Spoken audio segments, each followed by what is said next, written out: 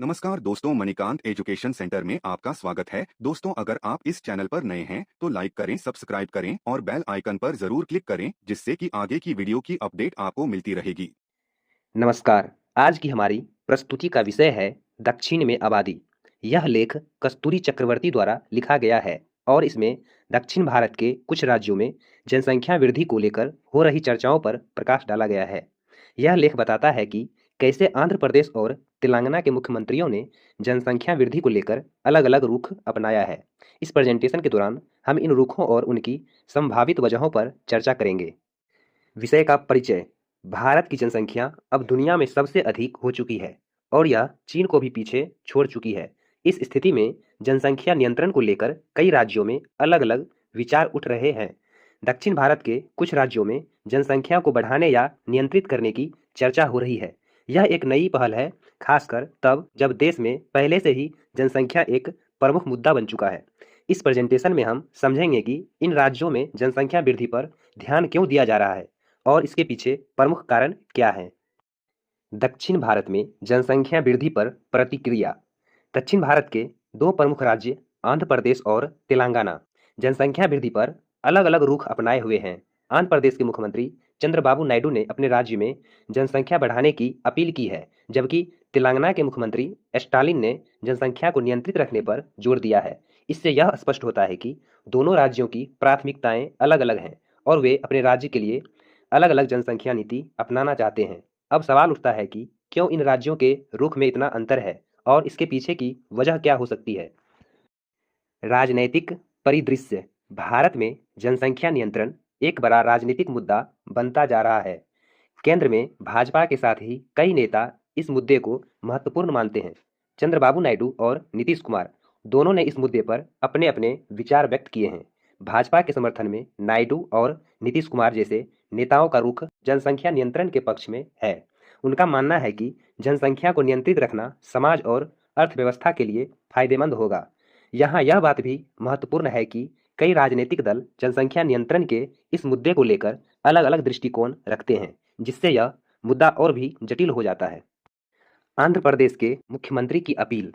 आंध्र प्रदेश के मुख्यमंत्री चंद्रबाबू नायडू ने अपने राज्य के लोगों से जनसंख्या बढ़ाने की अपील की है। नायडू का मानना है कि यदि राज्य की जनसंख्या बढ़ेगी तो इससे राज्य की अर्थव्यवस्था में सुधार हो सकता है। उनका यह भी मानना है कि अधिक जनसंख्या होने से राज्य के विकास में योगदान मिलेगा और इसका सकारात्मक असर पड़ सकता है। नायडू का रुख इस बात पर आधारित है कि जनसंख्या में वृद्धि से राज्य को अधिक कामगार मिलेंगे, जिससे विकास की रफ्तार तेज हो सकती है। तेलंगाना के मुख्यमंत्री की प्रतिक्रिया।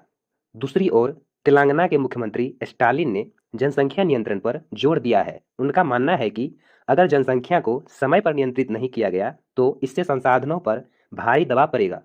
स्टालिन का मानना है कि जनसंख्या को नियंत्रित रखना राज्य के विकास के लिए बेहद जरूरी है।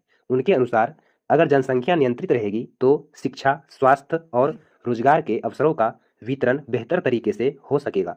इस दृष्टिकोण से हम देख सकते हैं कि तेलंगाना की प्राथमिकता जनसंख्या को एक संतुलित स्तर पर बनाए रखना है। सामाजिक और राजनीतिक परिणाम। जनसंख्या में वृद्धि के कई सामाजिक और राजनीतिक परिणाम हो सकते हैं। जब किसी राज्य की जनसंख्या बढ़ती है तो उनके संसाधनों पर भी अधिक दबाव पड़ता है। इससे स्वास्थ्य, शिक्षा और बुनियादी सेवाओं में कमी आ सकती है।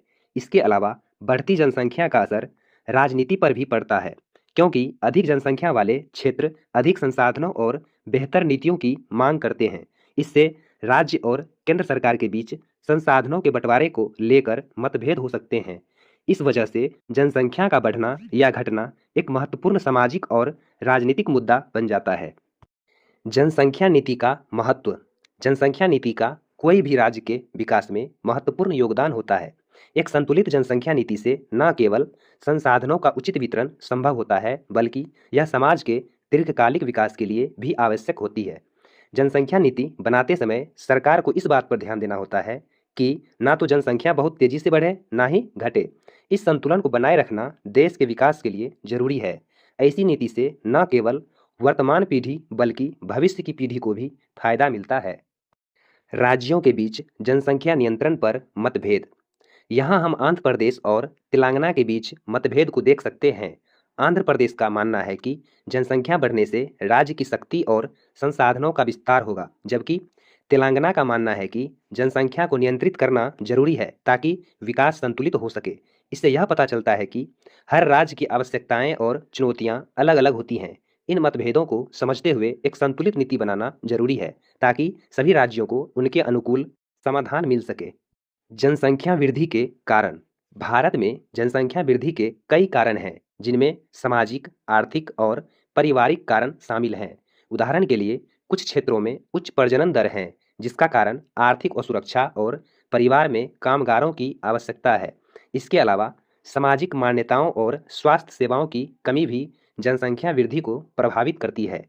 इन सभी कारकों को नियंत्रित करने के लिए उचित नीति और जागरूकता आवश्यक है। जनसंख्या वृद्धि से जुड़े आंकड़े। अब हम कुछ आंकड़ों को देखते हैं। टीएफआर यानी टोटल फर्टिलिटी रेट एक ऐसा मापदंड है जो यह बताता है कि प्रति महिला औसतन कितने बच्चे होते हैं।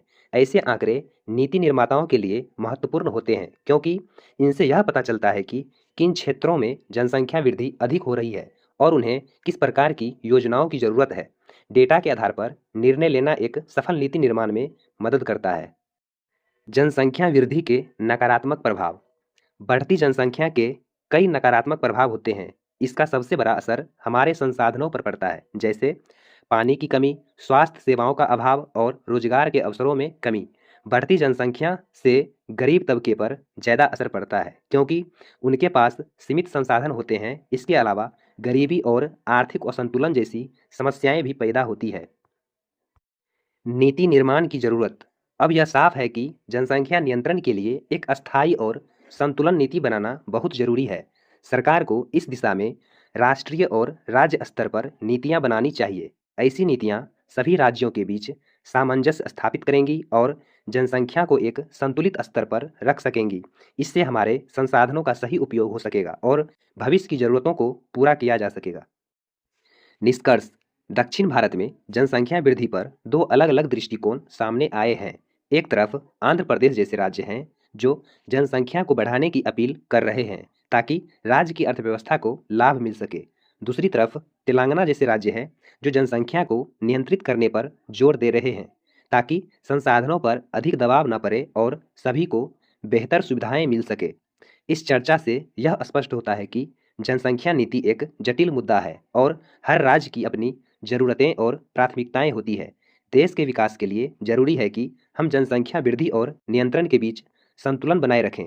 एक संतुलित जनसंख्या नीति ही समाज और अर्थव्यवस्था में स्थिरता ला सकती है और हमें संसाधनों का उचित प्रबंधन करने में मदद कर सकती है।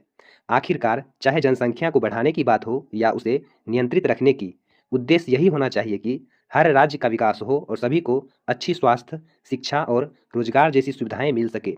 इसलिए जनसंख्या के मुद्दे पर एक संतुलित, समग्र और सहयोगात्मक दृष्टिकोण अपनाने की जरूरत है। प्रश्न एवं चर्चा। इस पूरे प्रेजेंटेशन में हमने दक्षिण भारत में जनसंख्या वृद्धि और नियंत्रण पर विभिन्न दृष्टिकोणों पर चर्चा की है। अब हम आपसे कुछ प्रश्न करना चाहते हैं ताकि इस विषय पर आपकी राय भी जान सकें। पहला प्रश्न है, क्या आपको लगता है कि दक्षिण भारत में जनसंख्या वृद्धि एक आवश्यक कदम है? अगला प्रश्न है, जनसंख्या को नियंत्रित करने के लिए क्या-क्या कदम उठाए जा सकते हैं? अगला प्रश्न है, क्या केंद्र सरकार और राज्य सरकारों को मिलकर एक समग्र जनसंख्या नीति बनानी चाहिए जो सभी राज्यों के अनुकूल हो? इन तीनों प्रश्न का आप आंसर कमेंट बॉक्स के माध्यम से दे सकते हैं। धन्यवाद।